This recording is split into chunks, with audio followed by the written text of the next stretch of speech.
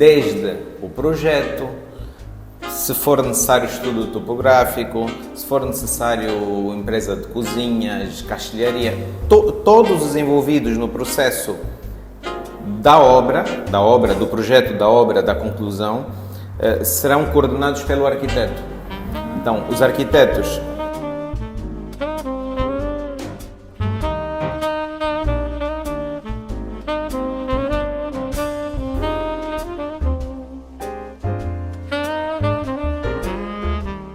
Olá a todos, sejam bem-vindos a mais um episódio da Parceria Podcast. Este que é um espaço destinado a falar sobre arquitetura e os temas em torno disso, de forma a tornarmos essa experiência bem mais profissional e relevante para o cliente. Hoje vamos falar de um tema muito relevante que tem grande impacto no resultado final das obras, que é basicamente como tiramos o projeto do papel até termos uma obra muito bem feita. E para isso temos dois convidados muito especiais, né? O arquiteto Abel e a Kátia, designer, né? Que também são gestores de obra e construtores, que têm cerca de 13 anos, não? De experiência nesse processo. E vejo como as pessoas mais adequadas para estarem aqui comigo nesse tema e nós podemos desenvolver. Começo já por agradecer a vossa presença. Sei que é muito difícil para todos dedicarem um tempinho, uma horita, um pouco mais do vosso tempo de trabalho para estarem aqui. E gostaria de começar sempre por se apresentar brevemente para o pessoal aqui saber quem são, por favor. Então, antes de mais, obrigada a nós, né, por nos teres considerado, né, para esta coisa tão importante nesta parceria. Desde antes do podcast existir, já sabia que íamos estar aqui. Sim, a gente já anda a falar disso há um bom tempo, né? Pois. Hoje finalmente aconteceu. Ok, pois, então como disseste, nós já temos uma pequena experiência, né? 13 anos, são 13 né, aninhos que estamos aqui no mercado.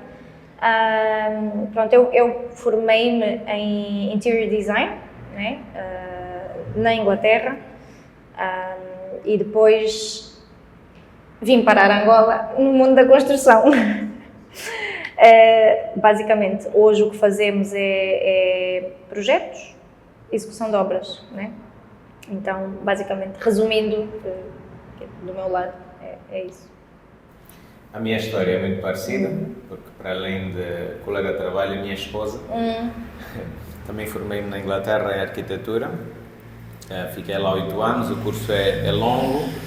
Depois de acabar o curso, tive a oportunidade de trabalhar lá durante um tempo, num ateliê de renome grande, ganhei alguma experiência de projetos grandes, mas depois vim para Angola, abraçamos o mesmo projeto, gerimos uma empresa de construção civil de família.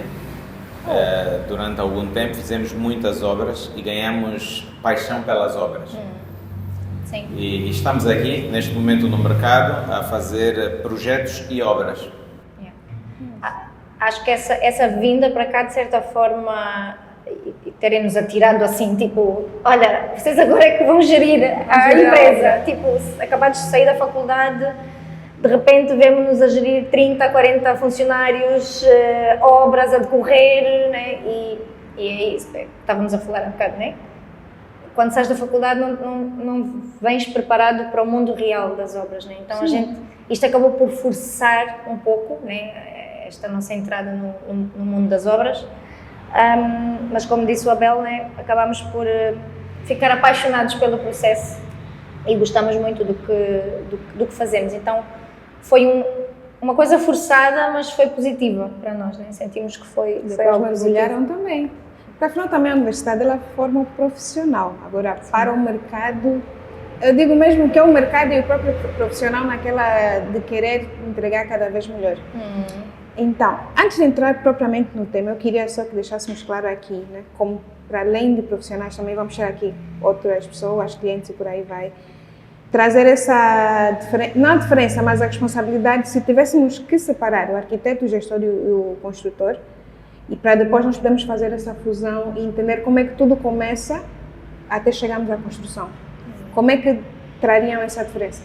Então, primeiro é bom entendermos que a indústria de construção é muito complexa. Quando analisamos uma indústria de um país, o setor de construção civil ocupa um espaço muito grande e emprega muitas pessoas. Então, se isso acontece numa obra grande ou pequena, não vai ser diferente numa obra em qualquer tipo de obra, vai envolver vários profissionais, desde o arquiteto, que é designer, na verdade designer do edifício, os engenheiros que vão tratar da parte das especialidades, mas depois tem outros profissionais. A nossa indústria de Angola ainda está em fase de desenvolvimento, então é muito normal ainda haver confusão de papéis, muito normal mesmo. O arquiteto faz tudo, o arquiteto é chamado como engenheiro, engenheiro, doutor, decorador. E muitas coisas colapsam aí. Mas na verdade, numa indústria um bocado mais madura, existe o arquiteto de interiores, existe o decorador, existe o gestor de obras, existe o empreiteiro, o medidor orçamentista. Existem vários profissionais. Então, é importante começarmos a especializar as áreas dentro da construção civil para não haver essas confusões. E agora, como é que tudo, vou dizer, começa? Para que, do vosso ponto de vista, para que a obra comece a ter, para que ela tenha sucesso, certamente tudo começa no planeamento, né? Que eu digo que é aquele momento em que nós definimos tudo o que tem que estar no projeto, tudo o que tem que estar na obra, porque o projeto é basicamente só o caminho para chegar lá. No final, o cliente ele quer a obra dele pronta, mas tem decisões, tem coisas que precisam ser tomadas desde o início. Então, do vosso ponto de vista, não diria talvez um dos maiores erros, ou então os pontos principais mais altos, que é importante desde a fase do projeto nós temos atenção para que facilite ou tenhamos uma obra com mais qualidade, mais sob controle. O que é que o papel do arquiteto ali, o principal? Ou algum... Sim. Sim, então, antes de mais, tudo começa, uma obra para correr bem, tudo começa num projeto bem feito. Né?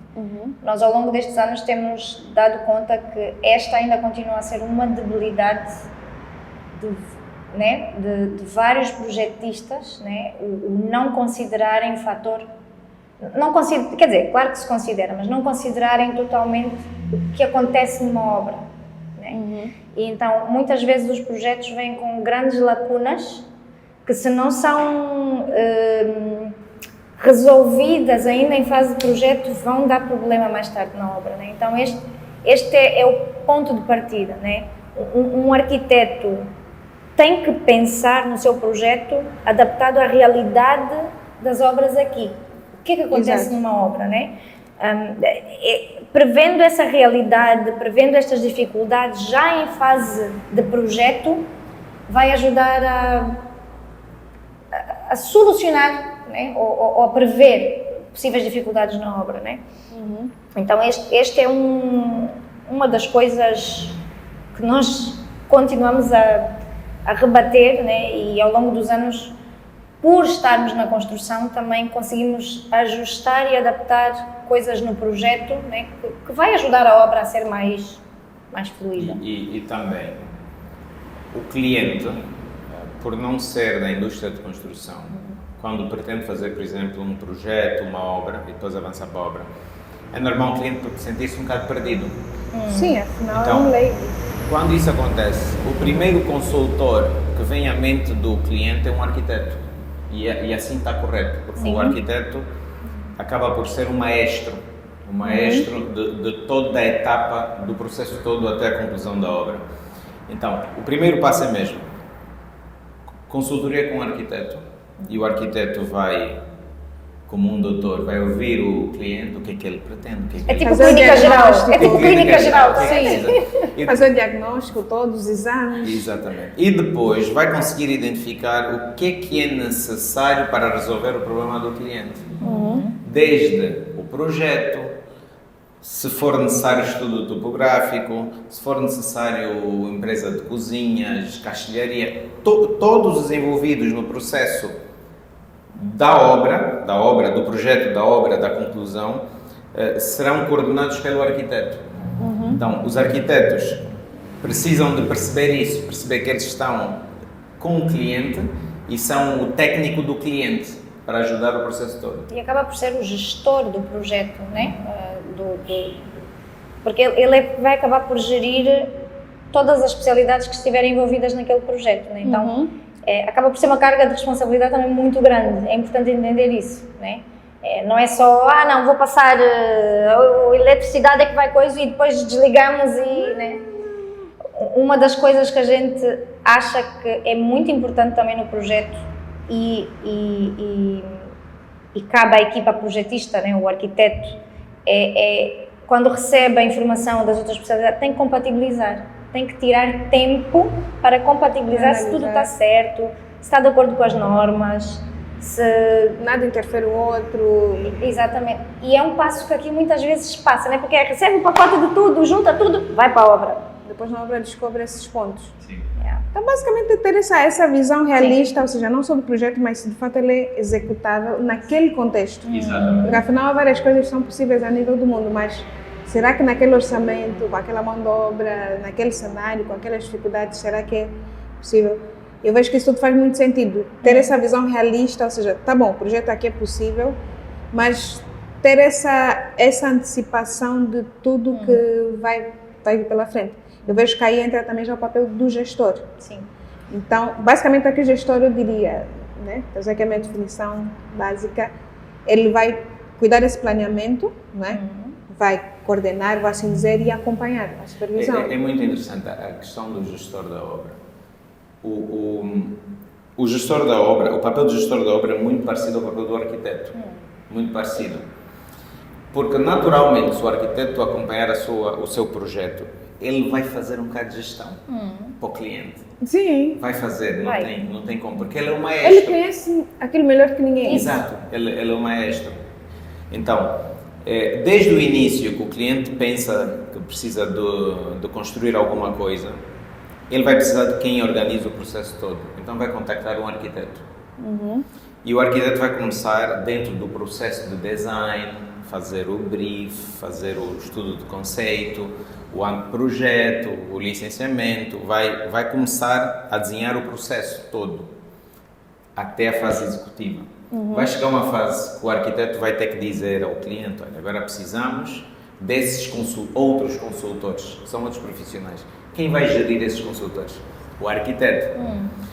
E vai fazer a compatibilização de todos os outros consultores com o trabalho da arquitetura.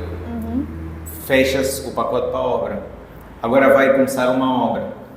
O pacote, a princípio, vai para um empreiteiro que esteja organizado. Dentro da estrutura do empreiteiro tem lá um gestor de obras. Exatamente. Geralmente é um arquiteto ou um engenheiro. Os dois podem fazer a mesma coisa. Principalmente dependendo da realidade da obra. Se for uma obra mais de engenharia, claro que vai ser um engenheiro. Mas se for uma obra mais de acabamentos, detalhamentos, o arquiteto talvez esteja mais dentro deste mundo. Então, vai acabar por fazer gestão. Por quê? Porque o arquiteto desenhou que a cozinha vai ficar aqui. O cliente vai esperar que o arquiteto dele vá com ele escolher as cozinhas. Sim. Faz sentido. Vai acontecer naturalmente. Então, o arquiteto que acompanha uma obra não tem como fugir desse processo. Vai se tornar gestor. Vai se tornar gestor de todo o processo. Nesse caso, o gestor de obras vai se tornar gestor de obras. E agora, quando ele assume esse papel de gestor, o que de fato ele faz além disso? Na prática, ok, ele conhece o projeto. O gestor ali, qual é a principal responsabilidade dele? Como é que ele lida?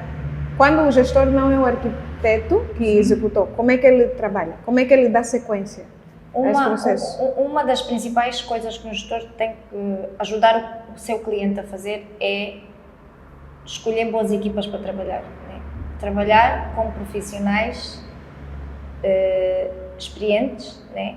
E que tenha referências. Né? Uma coisa que acontece infelizmente muito no nosso mercado é, às vezes escolhe-se os profissionais mais pelo preço, né? Porque o budget às vezes é reduzido, então não, trabalhar com fulano X é caro, mas depois isso vai se refletir mais tarde na obra, né? Então um dos grandes papéis que o gestor tem é ajudar o seu cliente a fazer uma boa seleção de quem são os profissionais que vão estar em todo o processo, desde o projeto até a execução da obra, né?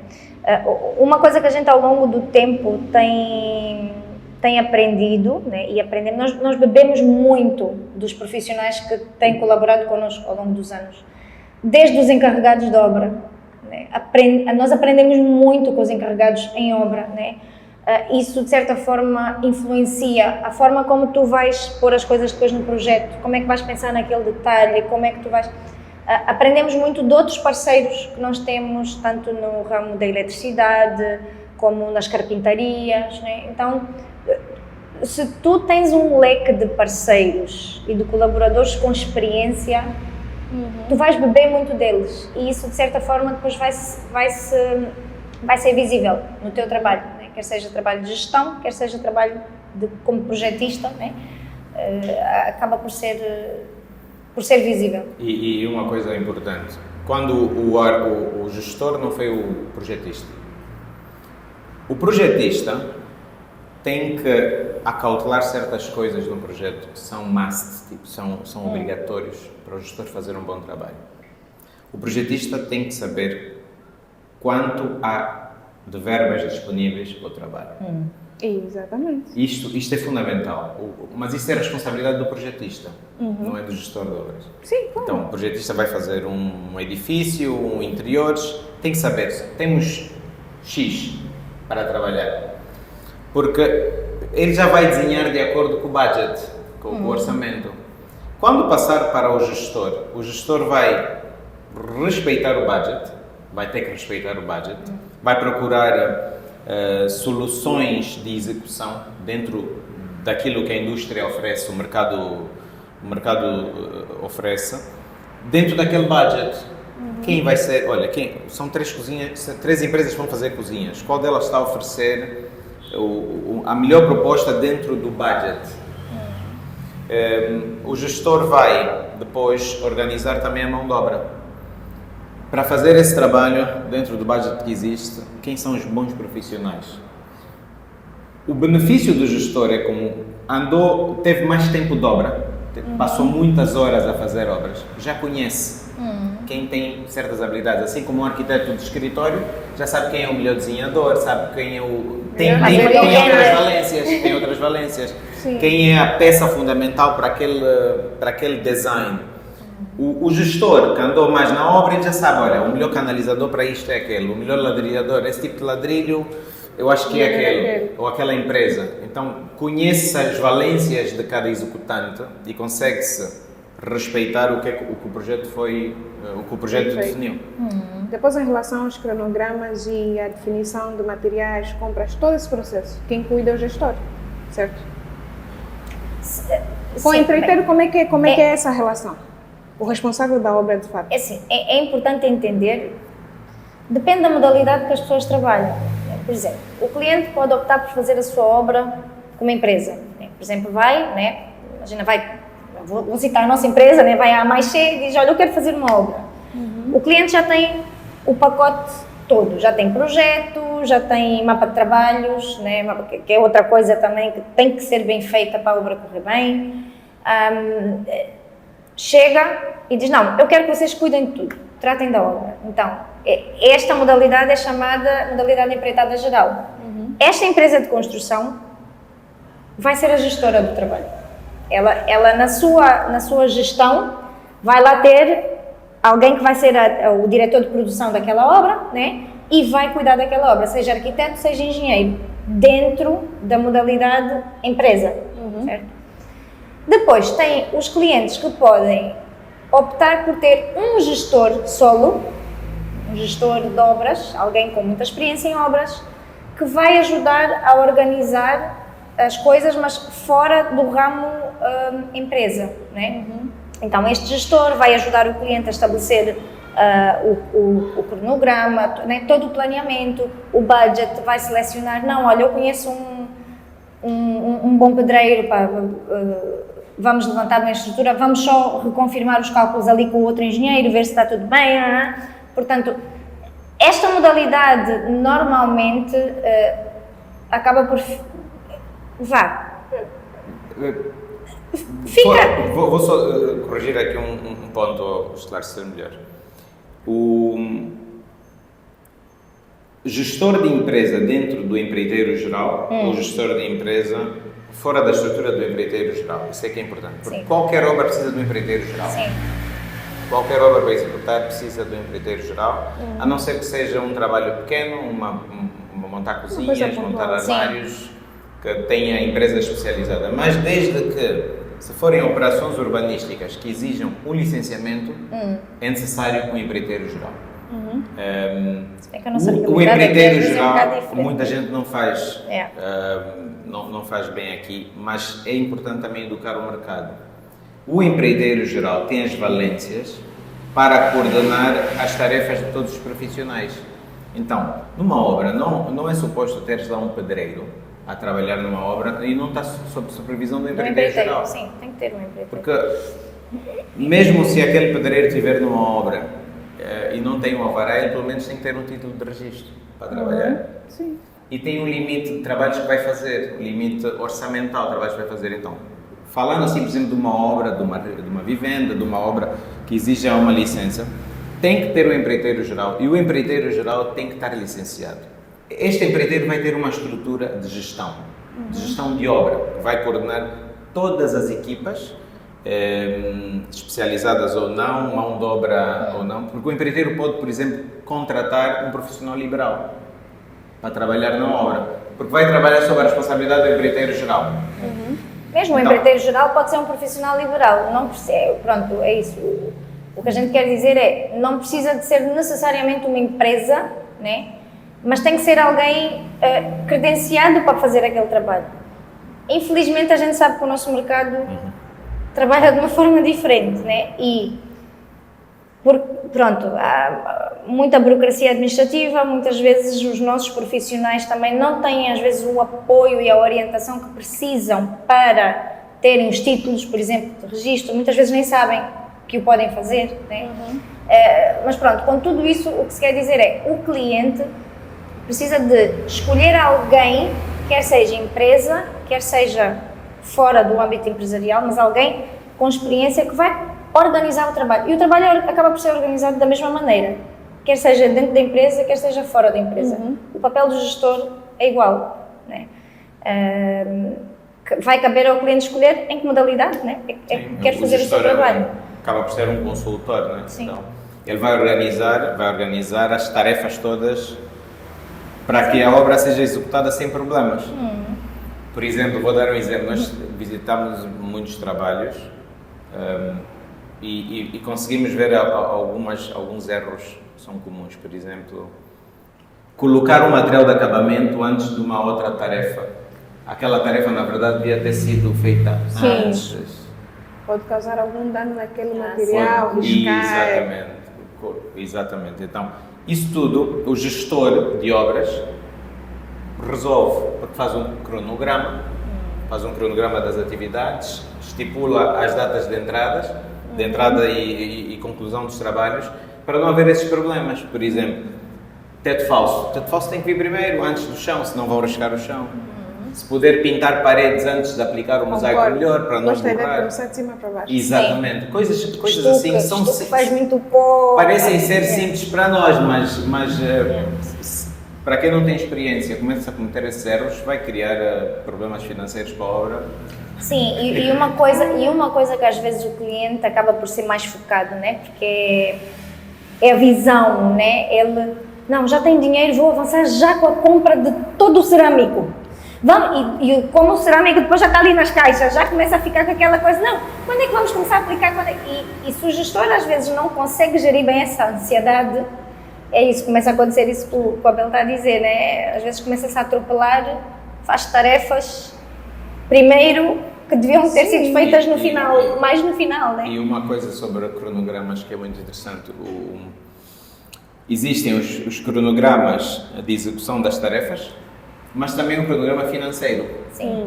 É muito importante, porque o cronograma financeiro acelera ou não acelera as tarefas.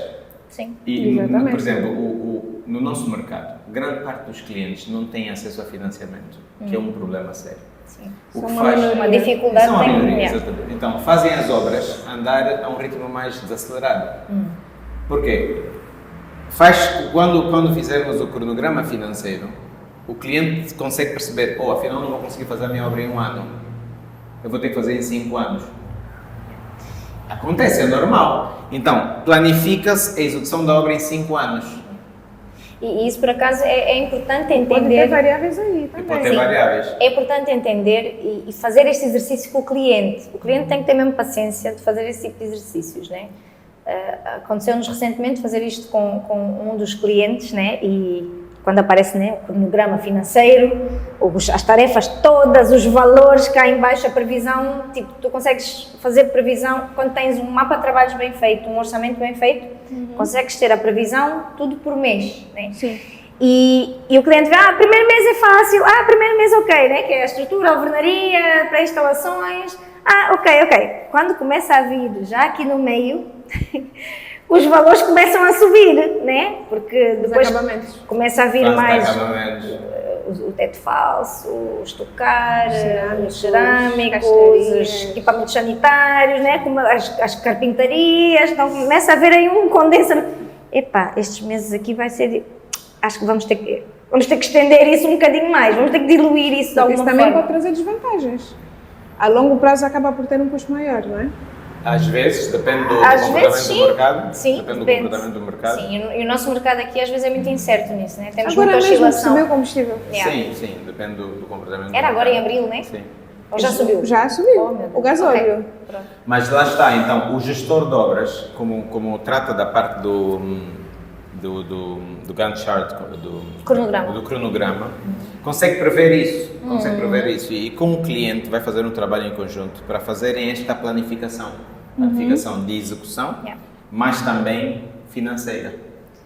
E a planificação da obra, quando é bem feita, não tem como a obra correr mal. É só depois ser regrado e seguir a planificação. Né? Também fazer uma planificação e depois estar a atropelar, a planificação não serve Não faz nada. sentido, não fez nada. Então fazer o plano e o gestor tem que garantir que aquilo vai ser cumprido. E a planificação tem que ser feita de acordo com a realidade local. Nós não podemos fazer uma planificação a pensar que estamos no Brasil ou estamos em Portugal. Não, tem que ser a realidade local. Com as nossas limitações, dificuldade de água, luz, tudo isso. Tudo isso tem que entrar dentro da planificação. Falando nisso das dificuldades, o que acham que é o maior desafio nesse processo da gestão? Alguma coisa a mais por parte do cliente, lidar com ele, gerir a expectativa? É a parte orçamental, é o planeamento em si, são os fornecedores, os profissionais? O que acham que nesse processo todo é o mais desafiador lidar? Estou a pensar. Ok. Um grande desafio é encontrar mão de obra qualificada. Isto é um desafio muito grande mesmo. Principalmente quando há um orçamento limitado. Restrito, todos os orçamentos são restritos. Mas quando não existe um orçamento à vontade no sentido de se poder contratar mão de obra qualificada, torna-se muito difícil. Sim. Isso é um desafio muito grande. E isso é o que, por norma, pode estragar uma obra, como a gente diz, né? Porque nós aqui temos problemas sérios às vezes com o nosso pessoal, né? As limitações que a gente já conhece aqui no nosso mercado. O nosso pessoal muitas vezes, portanto, é difícil às vezes ajudá-los a manter a consistência do trabalho, não terem às vezes aquele brio profissional, né? A excelência. O gostar de fazer bem, né? São poucos aqui os que demonstram esta qualidade. E depois uma coisa que muitas vezes a gente também esquece, né? Mas tem que ser levado em consideração e tem que se entender, né? A nossa mão de obra aqui, quer a gente queira, quer não, acaba por não ter as mesmas referências que nós temos. Referências de vida, referências de espaços, né? Às vezes quando a gente pensa a forma como muitos acabam por ser criados, a falta de condições, isso não gera referências, né? Então a gente pode estar a querer um acabamento, uma coisa de top, porque nós temos essa referência. Mas será que a pessoa com quem nós vamos trabalhar tem a mesma referência? Será que ele vai saber que aquele acabamento deve ser assim, porque é assim que é feito, né? Isto é um ponto importante. Surge a necessidade da formação. Qualquer gestor de obras, qualquer empreiteiro tem que se preocupar em formar o pessoal. causa das referências, porque dizer só, fazer um projeto e dizer eu pretendo isso não é o suficiente. É importante perceber se a mão de obra que vai executar o trabalho Está qualificado. tem aquela referência. Sabe, olha, está bem, o projeto é este, será que o estuque vai estar bem feito? Será que os alumínios vão estar bem feitos? É que a mesma referência que a arquiteta está a falar é isto mesmo. Mas vem também da formação de quem gera, de quem executa os trabalhos, tem que formar o pessoal para terem as mesmas referências.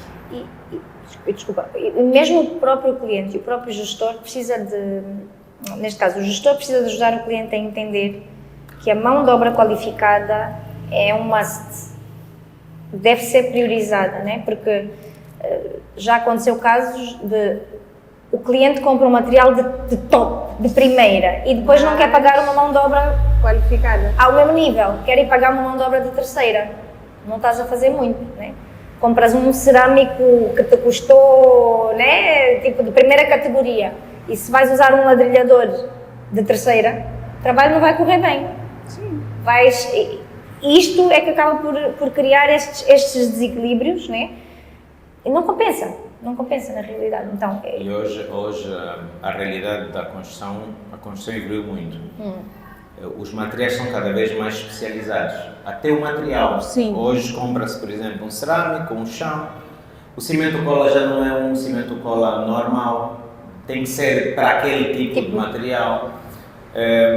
Então, o que é que isso exige? Exige que o pessoal que está em obra seja um pessoal que saiba ler bem, interpretar bem, porque senão a estrutura de gestão fica sobrecarregada e isso é um desafio. Isso é um desafio. Por exemplo, vai baldes de tinta ou baldes de impermeabilização em obra.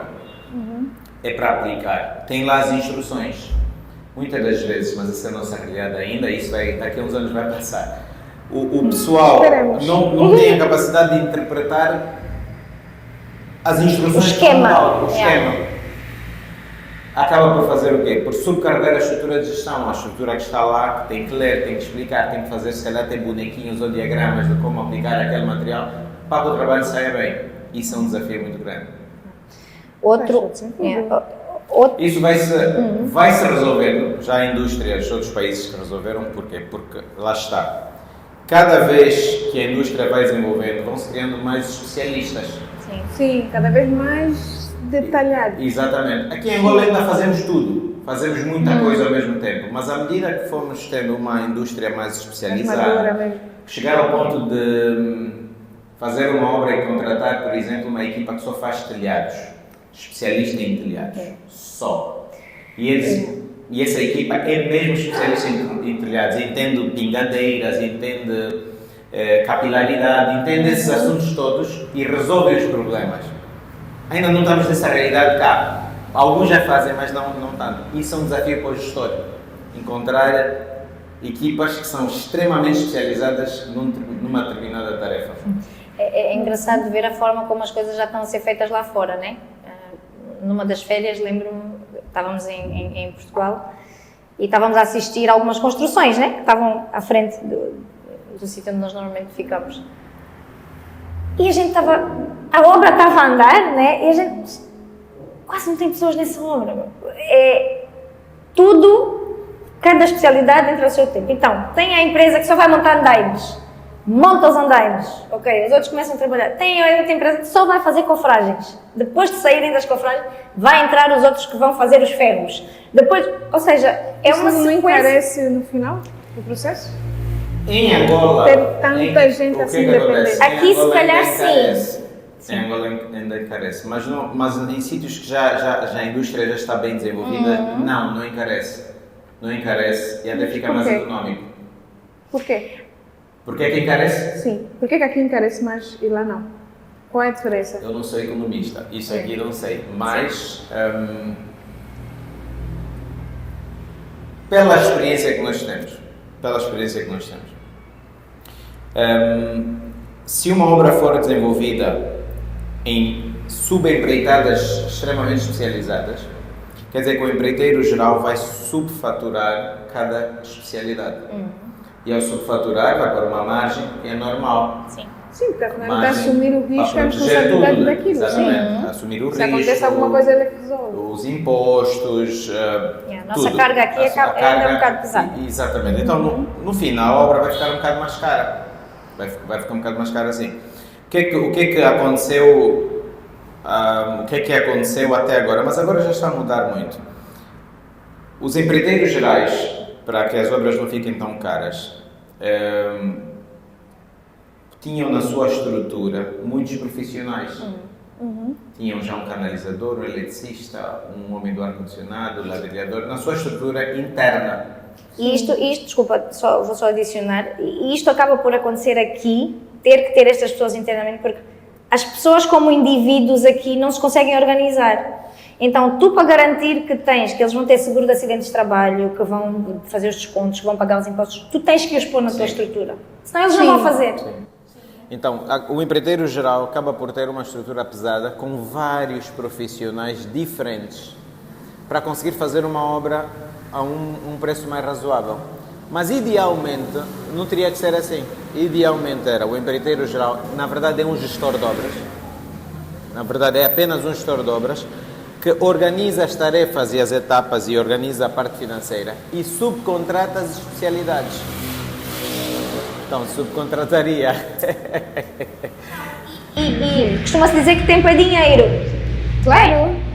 E fazendo as obras assim, acabas por conseguir ganhar tempo, né? Porque tu consegues planear as coisas de uma forma e tens alguém especializado que vai-te fazer o trabalho e tu sabes que vai ficar bem feito porque é a praia deles, né? Então, em termos de tempo, acaba também por ter vantagem, sabes? Sai um, entra o outro, sai um, entra o outro. E se numa obra nós tivermos, por exemplo, uma parte da casa, já está o teto resolvido, já podem, por exemplo, avançar com as paredes. Também podem trabalhar dessa forma ou preferem mesmo acabem tudo que é tetos para depois fazerem tudo que é paredes, depois tudo que é piso? Não, existem tarefas que podem ficar simultâneas. Sim. Acontecem Sobrepostas.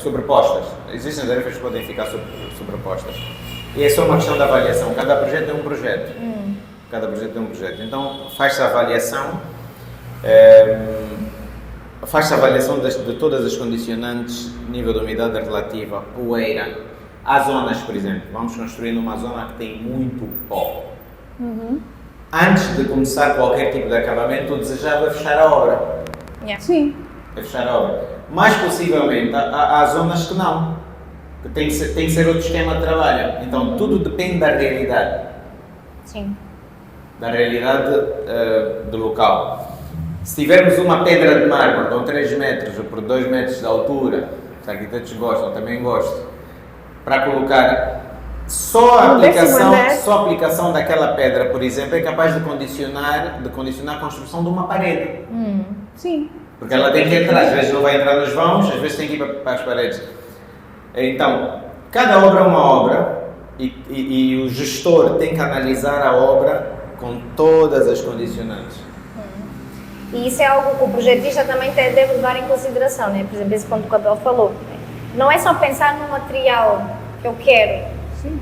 Como é que ele vai chegar lá e como é que ele vai ser aplicado, né? Imagina um prédio apertado nas escadas, não pode ir pelo elevador essa pedra de 2x3. Sim. Como é que eu chego até lá em cima? Às vezes estás a fazer obra num quinto andar. Às vezes tem que alugar uma grua. Às vezes tens que prever isso no orçamento. O material deve entrar com uma grua pela estrada. Tem que falar com a polícia para fechar a estrada, pedir autorização à administração para a grua bloquear. Só para entrar um material até lá em cima. Então, às vezes, o projetista tem que pensar, bem, será que eu vou... Ok, ia ficar realmente com um aspecto, mas será que o meu cliente vai estar disposto a pagar toda esta logística para termos este aspecto?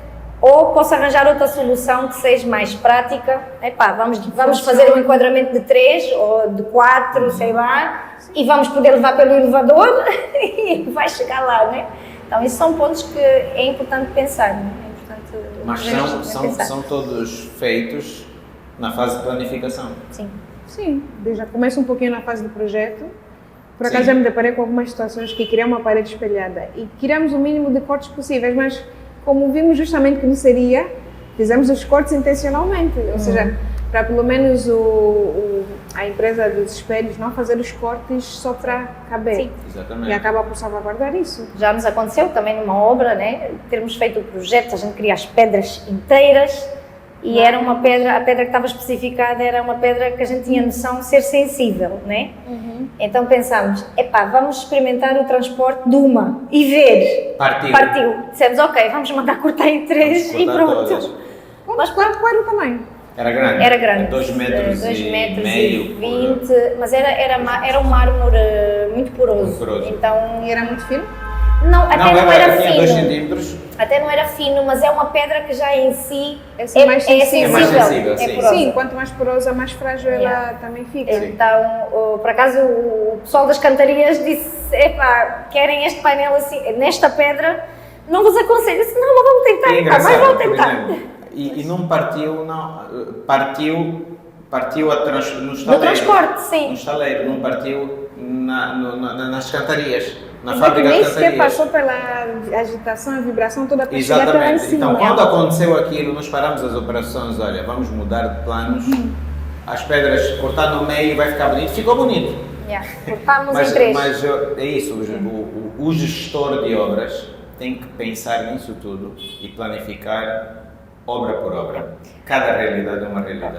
Outro desafio que nós aqui temos às vezes é ajudar o cliente a ter paciência.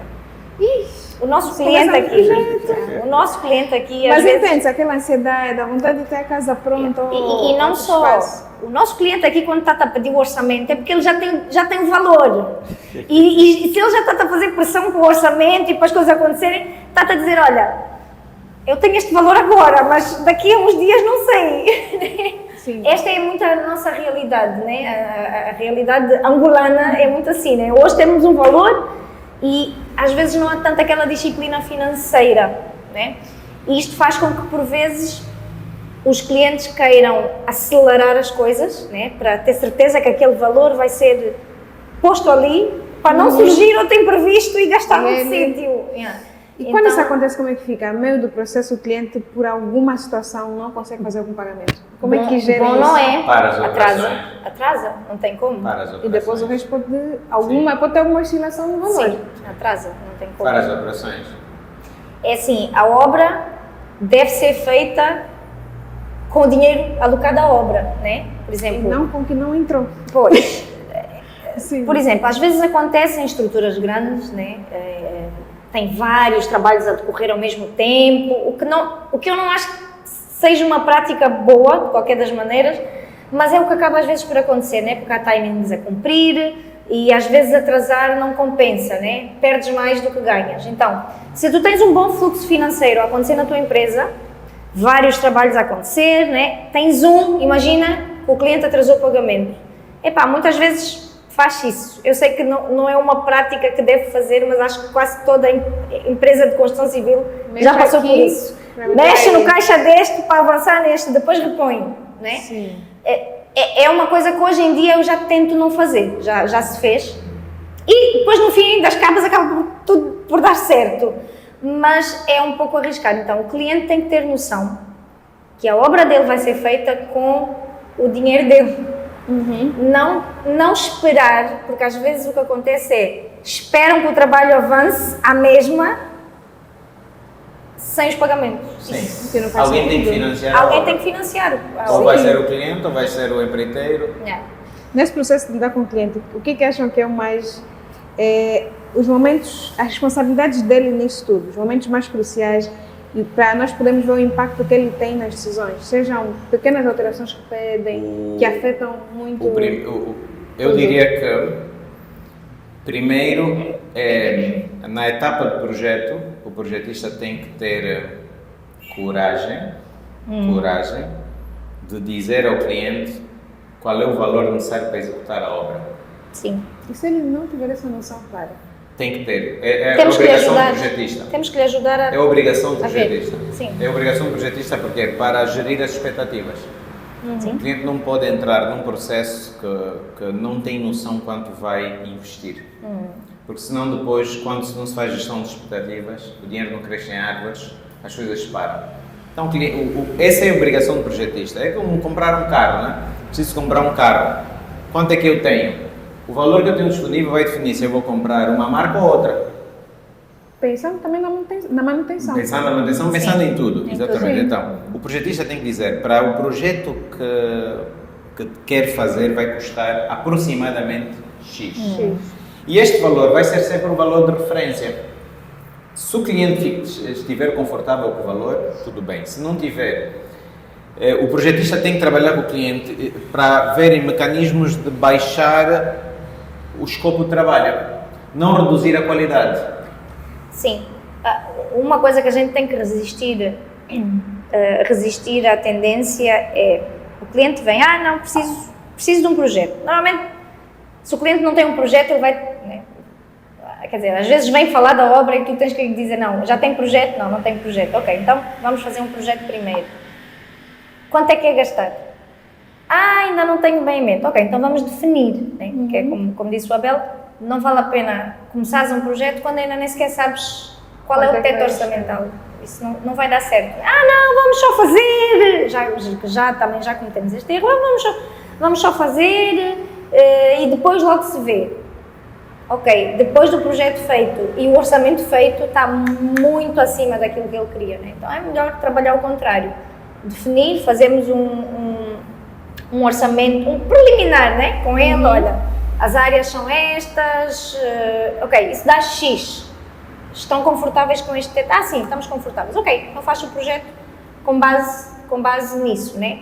E é com base neste orçamento que depois tudo acontece. E quando isso acontece assim, as coisas fluem. Tudo acontece, não que esse orçamento inicial que o arquiteto ajuda a estipular será o orçamento de contrato. Não, mas será sim. uma base de trabalho. Uma base de trabalho para gerir as expectativas. Depois disso, estar feito, e quando lançar-se o concurso, tem que ficar mais ou menos dentro daquilo que foi estipulado. Se tiver esse processo assim, a obra corre bem, não há problema. Quando nós temos alterações na obra, por parte do cliente, porque viu algo, achou mais interessante. Sim, agora a moda do Pinterest. Isto é um problema sério. Sim, como é que o gestor vai lidar com isso? Porque já tem tudo um programa Alterações na obra significam que não se gastou tempo suficiente na fase de projeto. Sim. Então, nós tentamos sempre, também como somos projetistas, não correr com a fase de projeto. Porque uma construção tem que ser feita para 20, 30, 40, 50 anos. É um projeto para a vida. É um edifício. Sim, especialmente as residências, né? Exatamente. Qualquer tipo de edifício. Um edifício é para ficar numa cidade. Não é muito investimento que leva. Investimento, exatamente. Então, se vamos construir algo para 20, 30, 40 anos, nós não podemos fazer em dias. A planificação, nós temos que parar, tirar tempo suficiente para avaliar. Isso faz-se em fase de projeto. Aí a responsabilidade dos projetistas, dos arquitetos, de usarem todos os mecanismos necessários para que o cliente perceba o que é que ele está a fazer. E hoje já temos ferramentas BIM, modelos 3D, óculos digitais, o que for. Se for o caso de uma distração, falta de atenção por parte do cliente. Ou seja, viu o projeto, viu tudo, pareceu que aprovou, houve aquelas conversas, mas chega na obra... É porque ele não analisou bem. O cliente não analisou bem. Sim, o cliente sim, nessas situações. Como é que... Não, então vamos voltar para a fase de projeto. Primeiro vamos apertar no projetista. Nós temos que garantir, como projetistas, que o cliente percebeu bem o projeto dele. E isso é um problema, porque muitas das vezes os clientes não dedicam tempo na fase de projeto. O projetista contacta o cliente e diz, olha, precisamos ter uma reunião no ateliê para analisarmos o projeto. E faz uma reunião de 15 minutos. Não vai acontecer. Sim. Não dá. Um projeto, o cliente vai ter que tirar uma tarde, vai ter que tirar um dia dedicado ao projeto dele para ver até a fechadura da casa de banho. No nosso processo, nós exigimos muito engajamento do cliente na fase de design. A fase depois executiva do projeto já é connosco, mas a fase de design, a primeira fase, onde todas as decisões precisam ser tomadas, o cliente fica mesmo horas connosco no escritório, abrimos os modelos, experimenta, tipo, é mesmo um processo em que nós não corremos, ficamos com o cliente, até eles decidirem. Se daqui a 2 dias, mas olha, aquela ideia, eu pensei, vamos experimentar. É no papel que se experimenta, é no desenho que se experimenta, não é na obra. Então, por exemplo,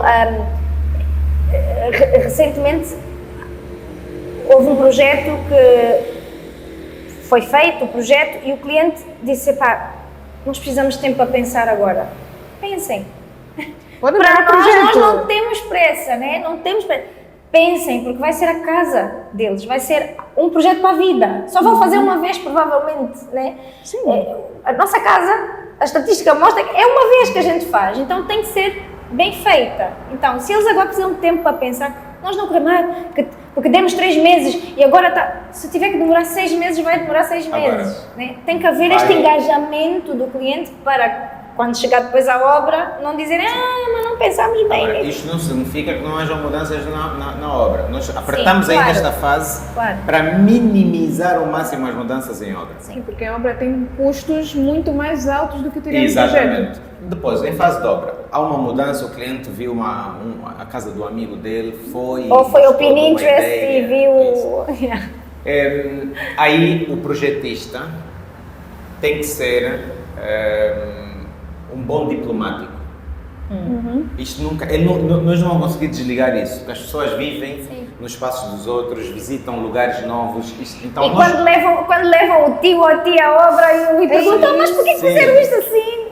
Podiam ter feito assim. Sim, então o projetista tem que ser um bom diplomático. Tem que perceber, primeiro, a casa é do cliente. Não é, pelo menos essa é a nossa filosofia.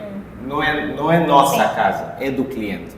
Então, vamos sempre arranjar alguma forma de equilibrar ideias. Eu não gostei disso. Talvez, quando isso acontece, só precisa de uma explicaçãozinha. Olha, nós fizemos assim. Lembra que nós fizemos isso por causa disto? Esqueci-me. Ok. Ficou. Algumas vezes esquece também. Exatamente, ficou. Sim. Mas depois, às vezes, é mesmo uma ideia que até surpreendentemente nós como projetistas dizemos, é mesmo bonito. Vou aplicar no projeto. Às vezes os clientes mexem no projeto de tal forma que vemos... ficou bem, acho. Não pensei nisso. Olha, a maior parte dos arquitetos às vezes não gosta quando o cliente quer interferir muito no processo, né? Mas, por exemplo, nós até gostamos quando apanhamos daqueles clientes que sabem o que querem, sabem o que é que não querem, né? Isto, de certa forma, condiciona, às vezes, a criatividade, mas já te dá uma linha para seguires. A casa... Sim, a pessoa não fica no vácuo, sem caminho. A casa, o projeto é do cliente. Então, ele ser alguém que sabe o que quer, sabe o que precisa, é excelente no processo. Nós, pelo menos, gostamos há uma desse coisa tipo de cliente. Falta-nos no nosso mercado são procedimentos. E a falta de procedimentos dá liberdade dessas mudanças repentinas. E vou dar um exemplo. O cliente chega na obra e diz, eu já não gostei da casa, a parede já levantou-se, por exemplo, 1 metro de fiadas, né? 5 fiadas já se levantou e agora não gostei da casa bem, tem que alargar um bocadinho mais. E nós, o empreiteiro, aceita, está bem, desmonta isso, pronto. O cliente habituou-se, viu que é possível mudar quando ele disse. O que é que aconteceu? Não lhe custou nada. Agora, se tivesse um procedimento, eu quero trocar isso, ele já validou um projeto, e existisse um procedimento que é trabalhos a mais, está bem, isso vai ser contemplado como trabalhos a mais. Vou pedir o orçamento para essa alteração. Este procedimento vai começar a fazer um cliente começar a ver as verbas. Afinal não posso mudar muito, vai custar dinheiro. E então isso educa clientes, arquitetos, projetistas, para não fazerem muitas alterações daquilo que já foi pensado, porque custa dinheiro. E aí facilita, às vezes, quando o cliente também opta por ter uma fiscalização na obra, né? Porque às vezes a fiscalização percebe que estas mudanças vão afetar, então temos aí também um elemento que vai ajudar o cliente a perceber, você está a pedir para mudar isto, vai custar, né? Então também é algo que ajuda. Olha, fez lembrar um caso que até me despertou para uma situação, que algumas vezes nós colocamos as medidas em projeto, conversamos com o cliente e tudo mais, e ele aprova aquilo. Só que há casos de clientes que estão acostumados a um tamanho de casa, por exemplo, a um tamanho de algum contexto. E passa aquela impressão de que eles querem continuar com aquilo, não estão muito abertos a ampliar, e estão acostumados a uma cama enorme, a uma casa enorme, enfim, mas já estão num contexto diferente, tem que ter adaptações. Então, quando vem já executado, dá a impressão de que, como é que eu vou dizer, não tinham aquela noção de medidas. Nós arquitetos temos mais essa noção, mas o cliente está lá, no projeto validou, mas chega no momento, isso afinal está mais pequeno. E algumas vezes passa aquela ideia de que o arquiteto não informou, mas ele validou as medidas. Como é que lidam com essa parte? Algo que nós tentamos fazer, e isso se calhar vai tocar muitos arquitetos. No processo das imagens tridimensionais, tentamos sempre escolher uma câmara que mais próxima à realidade. Com a mesma dificuldade no projeto. Uma das coisas que falamos. Isto porque o cliente não é técnico. Sim. O cliente não é técnico, ele é de uma outra área de formação. Às vezes podemos ter um cliente que é técnico, vai nos facilitar. Mas o cliente não é técnico, então ele vai olhar às vezes para uma imagem 3D e tem um ângulo de visão enorme, ele vai pensar que o espaço é maior. Mas quando tentamos, podemos até tirar essa imagem para portfólio e trabalhos, mas quando tivermos essas reuniões de trabalho com o cliente, nós temos que tentar mostrar a ele o que é a realidade. Se a câmara, os arquitetos vão entender, se a câmara não cabe no ecrã, é porque o espaço é pequeno. Exato. Então, tira várias imagens daquele espaço naquela câmara mesmo. Sim. Ou afasta mais, ou faz um corte. Para o cliente perceber. Tem que ter o mesmo nível de dificuldade. O mesmo nível de dificuldade. Não podemos. Exatamente. Então, isso já vai facilitar um bocadinho. Afinal, ele é mais pequeno do que a realidade. Sim, agora temos um quarto pequeno, pomos uma câmara com um ângulo daqueles. Pensa que uma cama de solteiro é cama de casal. Não vai dar certo. Olha, agora queria ver, conseguem trazer algum caso de trabalho que fizeram que tem, vou dizer, muito orgulho pelo resultado que aquele teve, ou seja, talvez desde a concepção do projeto, a gestão, a execução, e algum erro que já aconteceu e como é que superaram isso? De certa forma, várias coisas que a gente já falou aqui foram erros que nós próprios cometemos. Mais marcantes. Faz parte do processo, afinal, em 13 anos ninguém vem pronto. Errou aqui, amanhã já não. Já sei que esse erro causa isso. Erros que nós próprios cometemos e que fomos aprendendo, né? Por exemplo, uma das coisas que nós às vezes temos nós gostamos muito de ajudar o cliente, né? Então às vezes o cliente vem, pede-te uma coisa, mas tu sabes que o budget não vai dar para aquilo que ele está a pedir, mas tu no fundo, se calhar conseguimos. Não, se calhar vai tentando mover mundos e fundos. Das duas uma, tu por seres um bom profissional vais fazer o trabalho, mas não vais ganhar nada ou se calhar até vais perder. Né? Então esse é um dos erros que ao longo dos anos a gente tem tentado minimizar. Né? Outra coisa é filtrar com que clientes é que tu também queres trabalhar, né? Porque, por exemplo, este exercício que se faz logo de início ajuda-nos... Tem um cliente ideal aqui para ajudar esse processo? Todos os clientes são ideais, desde que queiram fazer o projeto e paguem isso, todos os clientes e respeitem o processo, e hoje são... Sim, mas todos, a gente aprende a lidar e a gerir todo o tipo de clientes, né? Mas... agora perdi o raciocínio do que eu ia dizer. Mas é isso, não ter pena. Sim, não ter pena do... Não ter pena usamos mesmo essa expressão, não ter pena, porque esse é o sentimento que nós temos. Sim. Quando de fato. Um cliente tem muito desejo de fazer o seu projeto e nós conseguimos ver, tu entendes bem o que estamos a falar, de uma família entra no ateliê e quer fazer a sua casa, e tu vês as emoções. Se envolve com as emoções. As emoções todas, e tu realmente queres ajudar, porque é algo necessário, ter uma boa casa, ter um espaço para trabalhar é necessário. Ao longo dos anos tu consegues perceber o tipo de cliente que tu vais trabalhar e o tipo de cliente que tu já não queres. Né? Este exercício que a gente faz logo de início, de estabelecer um teto orçamental, e depois apresentas a proposta de projeto, torcem muito o nariz. O cliente que te torce muito o nariz já na proposta de projeto tu percebes que vais ter dificuldade com ele na fase de obra. Sim. Então, Porque o projeto é uma porcentagem muito então, de reduzida. certa forma, acabamos por aprender a escolher com quem a gente quer trabalhar. Ok, a gente às vezes fica mais limitado, achamos que não, temos que aceitar porque precisamos de trabalho. Hoje em dia é uma coisa que a gente já não se deixa levar muito, porque não precisamos de trabalho, vamos aceitar. Não. O valor é o que é. Há clientes que vão aceitar, há clientes que não vão aceitar e está tudo bem. Sim. Né? E é bom os Tá tudo bem. arquitetos, gestores de obras, os profissionais que estão nessa área, como nós, perceberem que nós não temos a culpa, e vou usar mais uma vez uma palavra que vai ao coração, nós não temos a culpa do mercado ser como é, não Sim. somos nós os culpados. Sim. E às vezes nós queremos tentar fazer magia, o impossível, para fazer algo acontecer. Mas o mercado é que não ajuda. Então, nós não podemos cometer esse erro, não podemos cometer o erro de aceitar fazer um trabalho que o cliente não tem condições de financiar.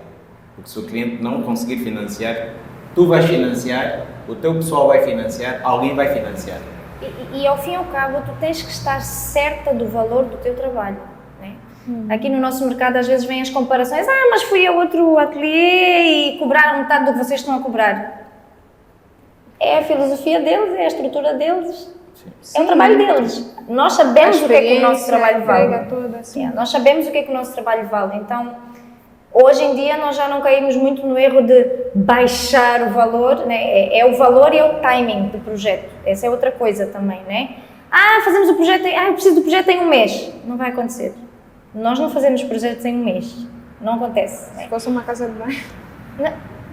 Leva tempo, um projeto Sim. leva um tempo mínimo para ser feito e isto nós já não atropelamos no nosso processo também. Os clientes que realmente querem as coisas bem feitas acabam por aceitar, né?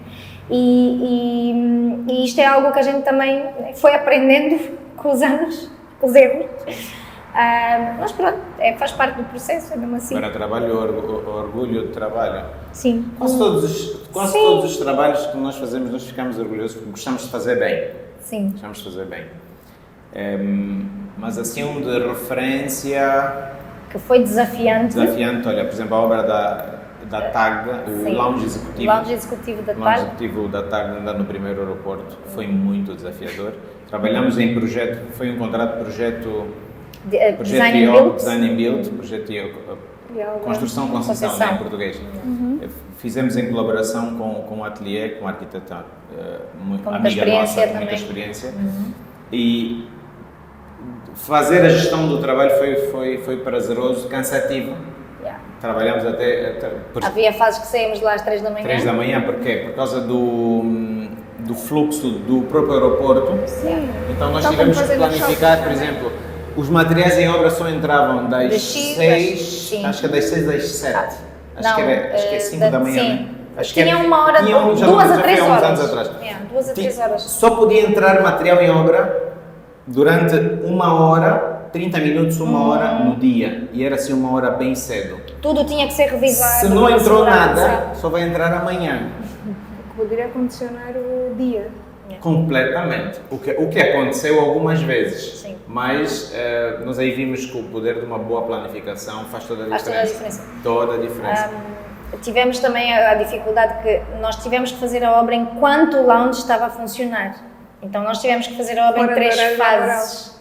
Não, aí nós acertámos com eles, né? Porque eles queriam que... É assim, o lounge nunca fecha do aeroporto.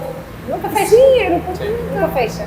Então nós tivemos que aí fazer um esquema, uma dança para a obra acontecer. Mas lá está, houve uma boa planificação. Também da parte do cliente facilitou, porque a equipa deles que acompanhou Por exemplo, foi entra top. voo, chega um voo, usam a parte do launch que não está a ser, que não está em obras De ainda, intervenção. a obra tem que parar. Yeah. Não há barulho, Porque estão a fazer muito nada. barulho. Tem que parar. Então houve muitos Foi um desafios. desafio incrível. Mas realmente é uma obra que a gente olha hoje, vê, o timing extrapolou umas semanas, mas não preocupa nossa inteiramente, né? Depois quando trabalhas às vezes com com clientes corporativos, há sempre mais burocracias administrativas, né? Mas quando é um exemplo de boa planificação e clientes bem engajados. Sim. Porque os clientes, quando estão engajados também no processo obra, Sim. conseguem perceber as dificuldades. Então, já não vão ser aqueles clientes que às vezes estão atrasados. Vocês Chega na obra, não aconteceu nada. Porque percebem as dificuldades e estão no processo, é parte da equipa de processo. Gostamos também de ver o engajamento da nossa equipa. Né? Estavam todos muito animados e engajados por fazer o trabalho bem, né? Tanto a nossa equipa como a equipa que colaborou connosco, né? Das especialidades. Então, mesmo quando tinham que sair de lá às 2, 3 da manhã, mas eles estavam... Então, foi uma obra que realmente a gente pôde ver o poder do trabalho de equipa, né? Desde o trabalho que é feito no escritório ao trabalho que acontece na obra, né? No site. Então, já tivemos assim várias obras desafiadoras, mas acho que em termos de gestão, esta foi uma das que foi mais desafiante, mas correu bem. Gostamos. Eu às vezes até brinco a dizer, olha, nós conseguimos fazer aquele lounge da TAG, já não tem obra que me assusta. Já não tem, é só o tamanho, porque o processo é todo igual, né? Tipo, e a obra acaba por ser assim, quer seja uma obra de 200 metros quadrados, quer seja uma de 600, 1200, o processo agora, é igual. As piores obras para se fazer, as piores, quando tu és contratado para corrigir o trabalho do outro. Isto é complicado.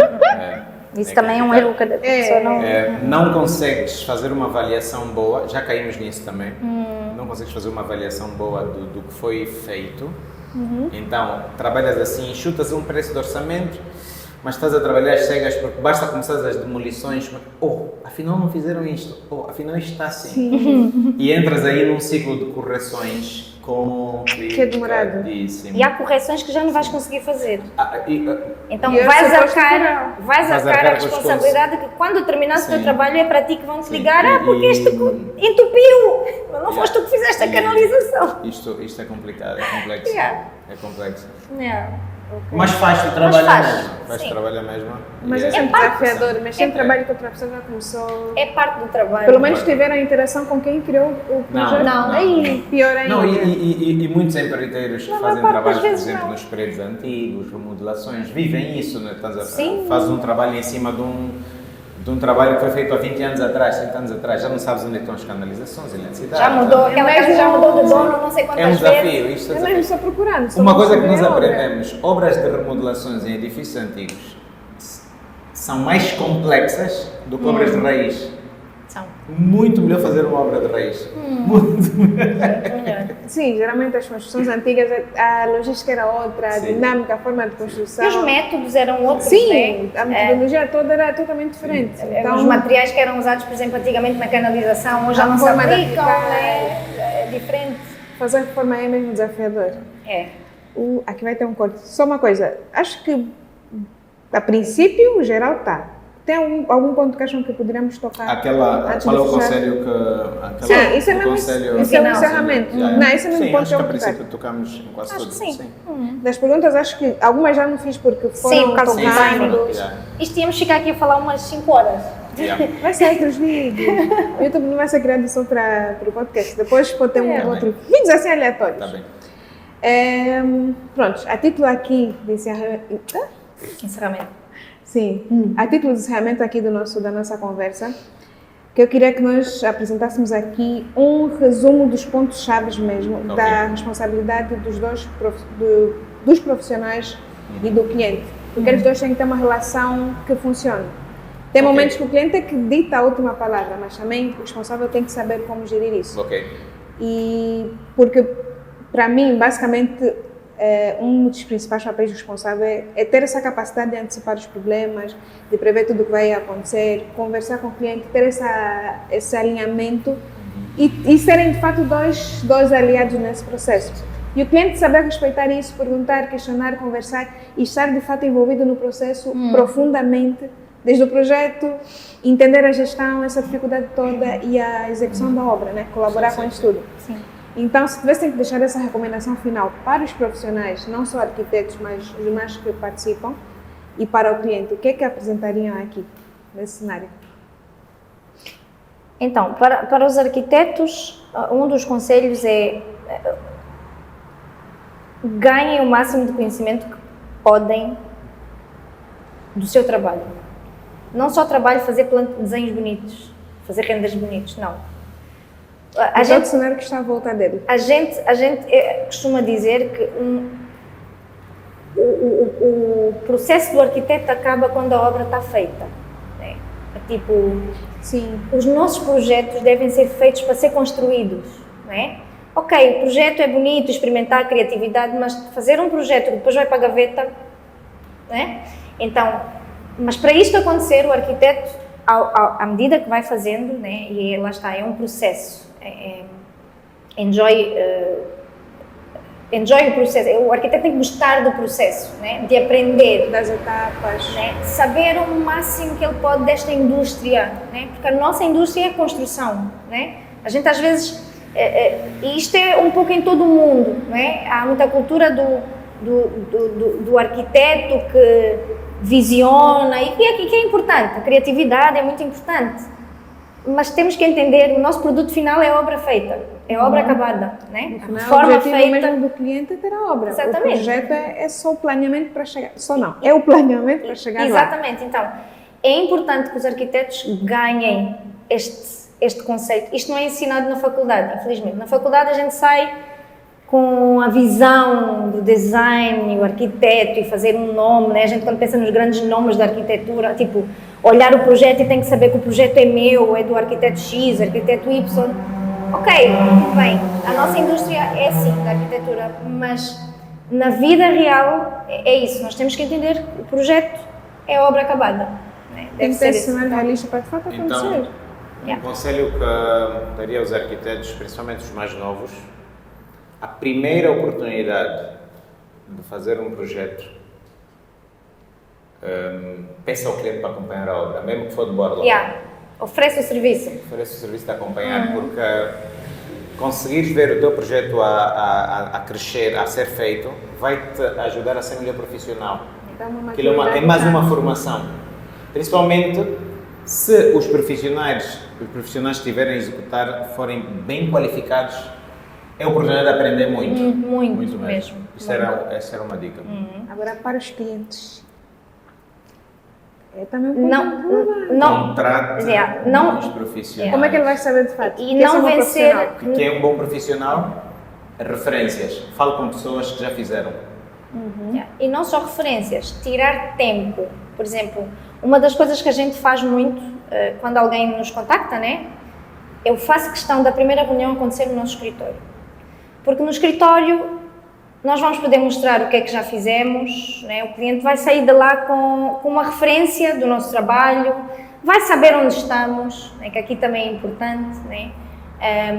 Vai ver a equipa, vai ver o engajamento, portanto, vai sair de lá com uma referência. Então, se ele conseguir fazer isto nos 2, 3 escritórios diferentes, ele depois vai ter uma base de comparação. Não, estes mostraram isto, não, mas este trabalha em casa, se calhar vai ter, não, mas não tem nada de errado trabalhar em casa, né? Muitos arquitetos trabalham em casa e fazem um trabalho excelente, né?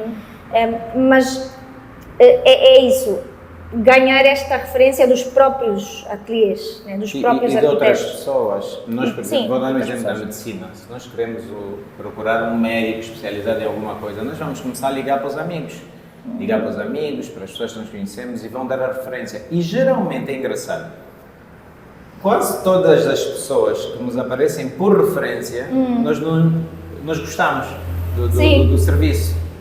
Sim. Gostamos do serviço. Porquê? Porque a pessoa que deu a referência já filtrou. Sim, já contou um pouquinho da experiência, como é que eles são, já fez um pouquinho de trabalho. E até vai dar dicas, olha, ele é um bocadinho chato nisto, mas olha... Ele é teimoso. Exatamente, então é muito importante os clientes terem boas referências de profissionais. Sim. Se tiver o cliente tiver um bom arquiteto, desde o início do processo, há grande probabilidade de correr bem. E outro conselho para o cliente é isso, é ter paciência, não correr na fase de projeto. O projeto, e especialmente se for o projeto da sua moradia, né, que é o que mais nos procuram, né? Sim. Aqui.